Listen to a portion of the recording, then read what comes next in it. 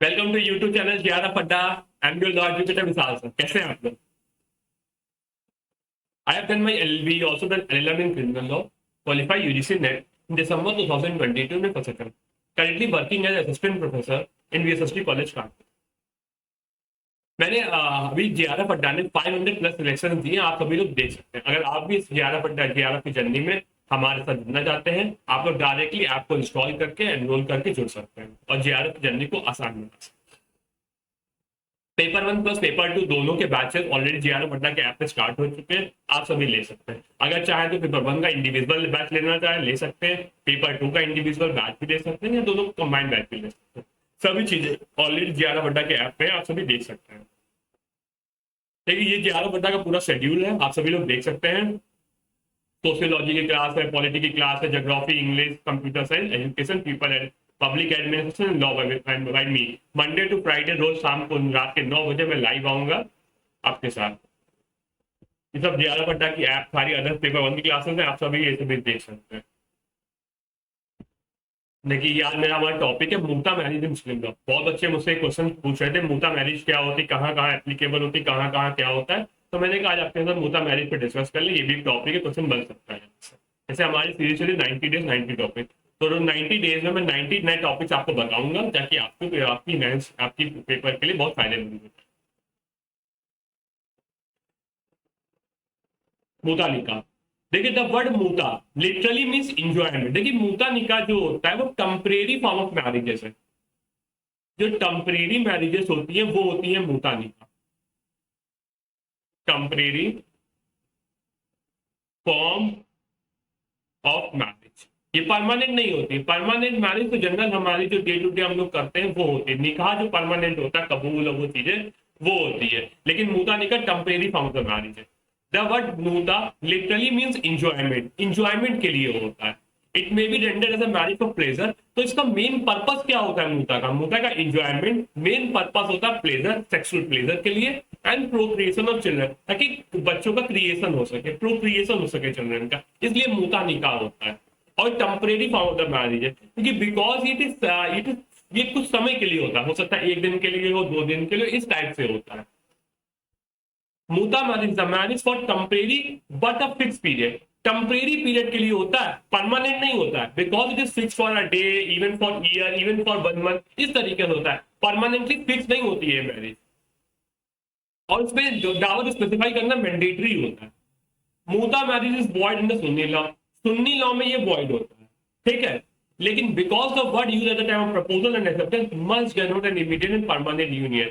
मूता marriage एक void होता है सुन्नी लॉ में, because the word use at the time proposal acceptance must denote an immediate, क्योंकि वहां पर एक इमीडिएट एंड परमानेंट यूनियन की बात करता है, लेकिन यहाँ पे परमानेंट और इमीडिएट है नहीं, इसलिए नहीं माना जाता है। ये केवल और केवल मूता निकाह जो है वो मेरा हमारा सिया मुस्लिम सिया पर एप्लीकेबल होता है। और सिया में भी जो अथाना इथाना असारिया होते हैं उन पर एप्लीकेबल होता है।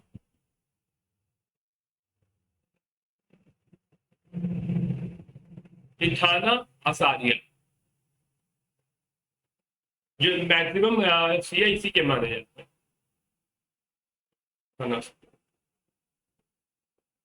जैसे मैंने सुन्नी में बताया ना, अलग होते हैं, HSNM, Hanafi, Maliki, Shafi, Hanbali, उसी हिसाब से होते हैं। इथाना असारिया, इस्लामिया, जैला। तो इथाना असारिया पे सिया वाले मुस्लिम ये लोग मूता निकाह को मानते हैं। स्पेसिफाइड पीरियड में भी डे, मंथ और ईयर और टर्म्स ऑफ ईयर। देखिए अब क्या होता है, अब सिया मेल जो है वो n नंबर ऑफ मूता निकाह कर सकते हैं। n नंबर मतलब उनके, देखिए जनरली क्या है, हमें नॉर्मल निकाह पता है 4 होते हैं, उसके बाद प्रोहिबिटेड है। लेकिन अगर वो मूता निकाह कर रहे हैं सिया मुस्लिम्स, तो वो सिया मेल, तो वो कोई दिक्कत नहीं, वो n नंबर ऑफ मूता निकाह कर सकते हैं। सिया फीमेल से n नंबर कर सकते हैं। किताबिया फीमेल जवीस और क्रिश्चियन है उनसे कर सकते हैं। Fire worshipper female that is Parsi से कर सकते हैं। तो वो लोग आइडल्ट्रेस से कभी नहीं कर सकते। जो मूता निकाह जो होता है वो आइडल्ट्रेस से नहीं हो सकता, जनरली वो नहीं हो सकता है। जनरली ये सब ये जो रूल है ये निकाह पर एप्लीकेबल नहीं, निकाह पे शादी नहीं कर सकते किसी से, इन सब में किताबिया नॉन किताबिया। लेकिन यहाँ पर ये एक्सेप्शन है, अगर आप किताबिया नॉन किताबिया शादी करते नॉर्मल निकाह तो वो वॉइड है, लेकिन यहाँ पर उसको मूता निकाह देने के लिए कर दिया गया। तो किताबिया फीमेल है, जब इस क्रिश्चियन और फायर वर्सी पर पारसी से कर सकते हैं, लेकिन आइडल हिंदू से कतई नहीं कर सकते हैं। ये क्लियर है, ये बात याद रखिएगा, इंपॉर्टेंट हो सकता है एग्जाम के लिए। आज की जो मैं क्लास बता रहा हूँ सारी क्लास सारे पॉइंट बहुत ही इंपॉर्टेंट है, मैंने बहुत ही लिमिटेड पॉइंट लाया हूँ आप लोगों के लिए, मतलब याद रखिएगा अच्छे। The period during which the union is to be last should be fixed at the time when muta is contracted. If no period is mentioned, the contract would be treated as permanent marriage. The period जिसमें union is to be last should be fixed at the time. जब जिस दिन मुता marriage हो रही है उसी समय period fixed होना चाहिए। अगर पीरियड फिक्स नहीं है, the contract would be terminated, would be treated as permanent marriage. आपने मैरिज कर ली लेकिन आपने वहां टाइम नहीं बताया कि 1 दिन के लिए, 2 दिन के लिए, 3 दिन के लिए, तो वहां पे वो वैलिड निकाह कहा जाएगा, मुता निकाह नहीं है, वो वैलिड निकाह, क्योंकि आपने स्पेसिफाइड डावर कर दिया लेकिन आपने टाइम फिक्स नहीं किया, तो यहां पर उसका कॉन्सेप्ट को परमानेंट मैरिज कहा जाता है। और जो डावर इसमें स्पेसिफाइड होनी चाहिए, when the terms and dower have been fixed the contract is valid। मतलब मुता मैरिज में अगर फिक्स टर्म है कि इतने दिन के लिए शादी हो रही है तब, और स्पेसिफाइड डावर है, इज वैलिड मीट मुता निकाह। अगर फिक्स टर्म है और स्पेसिफाइड डावर है तो इट इज कॉल्ड वैलिड मुता निकाह। क्लियर। अगला, अगर फिक्स टर्म है लेकिन स्पेसिफाइड डावर नहीं है तो, एक सेकेंड, फिक्स टर्म है और नॉट मेंशन स्पेसिफाइड डावर, तो ये निकाह ही नहीं होगा। एक मिनट, चलो एक सेकेंड में देखो, एक second,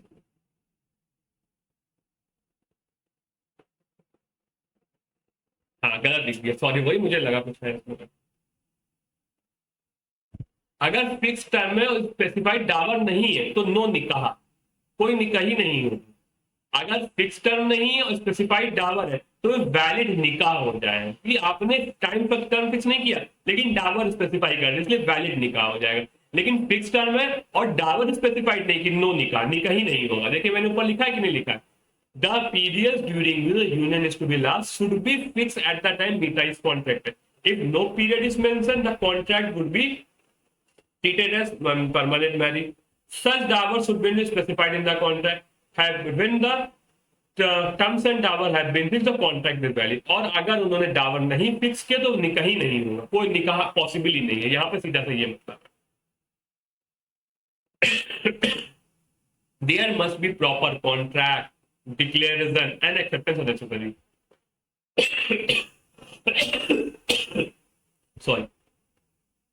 The parties must have obtained the age of puberty and must be of sound mind. तो जो पार्टीज आप पर उनकी एज ऑफ प्यूबर्टी है, सॉरी, पार्टीज की जो है वो एज ऑफ प्यूबर्टी होनी चाहिए। तो जनरली जो मुस्लिम लॉ में जो एज है 15 ईयर्स मानी जाती है, और अगर उससे पहले कोई प्यूबर्टी क्लेम कर रहा है तो उसको प्रूव करना पड़ेगा। And he must be of sound mind. The consent of both the parties must be free consent. तो जो दोनों पार्टी की कंसेंट जो है फ्री कंसेंट होनी चाहिए। ऐसा नहीं है कि किसी ने कंसेंट नहीं दिया किसी ने, और ऐसी मैरिजेस गार्डन के द्वारा नहीं कराई जाती है। They should not be within the prohibited degree। ये जो है वो प्रोहिबिटेड डिग्री रिलेशनशिप में नहीं होने चाहिए, ये बात याद रखिएगा। The rule of limiting the number of wives to 4 as regards regular marriage does not apply।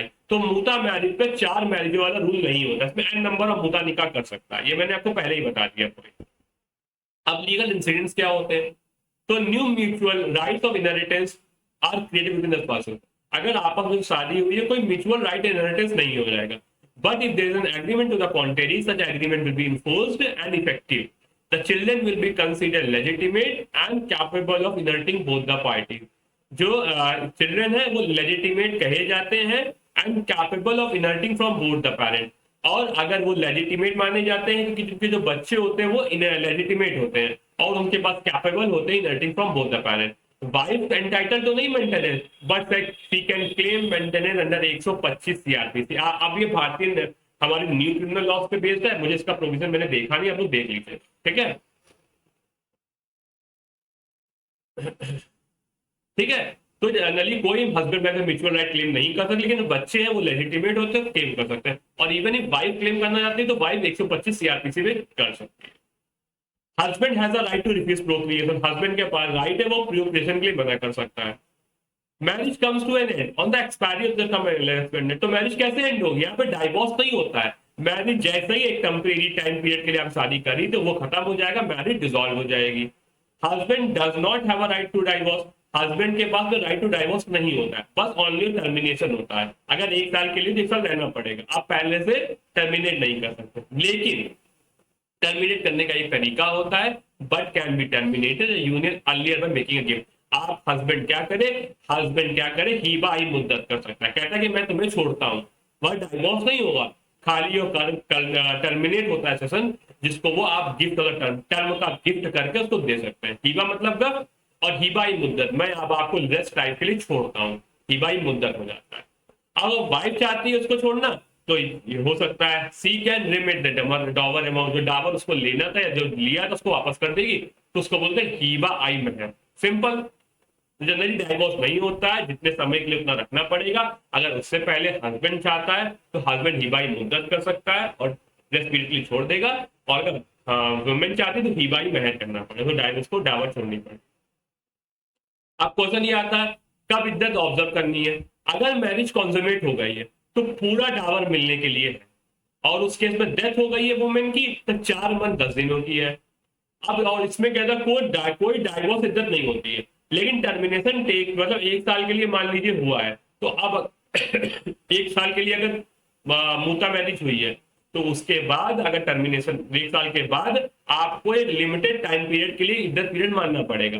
तो अगर वुमेन सब्जेक्ट टू मेंस्ट्रुएशन है तो दो मेंस्ट्रुअल साइकिल्स को वेट करना पड़ेगा, और अगर मेंस्ट्रुएशन नहीं है तो 45 डेज के लिए इसको वेट करना पड़ेगा, और प्रेग्नेंट है तो टिल डिलीवरी तक वेट करना पड़ेगा, या फिर उसके अबॉर्शन नहीं हो जाता, या फिर कोई वो नहीं हो जाती है। ठीक है, क्या वर्ड क्या होता है, टर्मिनेशन या डिलीवरी। टर्मिनेशन नहीं होता है, डिलीवरी नहीं होती, तब तक उसको वेट करना पड़ेगा। अगर कोई कोहैबिटेशन है ही नहीं, वो ही नहीं है, तो इद्दत फॉलो नहीं करना है और उसको हाफ डावर लेना पड़ेगा। इवन इफ डेथ भी हो रही है, अगर कोहैबिटेशन नहीं हुआ है तो not necessary, even if is entitled to half dower, तो वहां पर वो हाफ डावर के लिए एलिजिबल, उसको हाफ डावर मिलेगी। ठीक है, ये हमारा मुद्दा मैरिज कोई कॉन्सेप्ट है। अगर आप कोई क्वेश्चन में दिक्कत है, कोई डाउट हो तो कमेंट बॉक्स में डाल दीजिएगा, मैं उसका आंसर बता दूंगा आपको। बहुत छोटी सी वीडियो मैंने बताई है मुता मैरिज पर, hope so you get the point. और कोई आपका डाउट हो या अच्छी लगी हो वीडियो तो प्लीज लाइक कर दीजिए, कमेंट कर दीजिए, और आपको किस मुस्लिम लॉ के नेक्स्ट टॉपिक पे आपको वीडियो चाहिए तो मुझे कमेंट बॉक्स में मेंशन कर दीजिए, मैं तो वीडियो बना दूंगा। ठीक है, तब तक के लिए बाय, बेस्ट ऑफ लक। हाँ एक चीज और, अगर आप लोग मेरा बैच लेना चाहते हैं तो बैच ले सकते हैं JR Vadda के ऐप पे जाके। रोज 7 बजे मेरी क्लास होती है, मैंने 2 यूनिट खत्म कर दी है अभी तक, तीसरी यूनिट टॉट स्टार्ट करती है। और अगर आप मेरे टेलीग्राम चैनल ज्वाइन करना चाहते हैं कर सकते हैं, UGC net law by JR अड्डा। ठीक ठीक, ये मेरा JR Vadda का ऐप है, JR Vadda का टेलीग्राम चैनल है, आप लोग ज्वाइन कर सकते हैं, कोई अपडेट होगी आपको सब मिल जाएगा। ठीक, ठीक है, क्लास हम लोग यही एंड करते हैं बस, फिर मिलते हैं कल 9 बजे इसी जगह।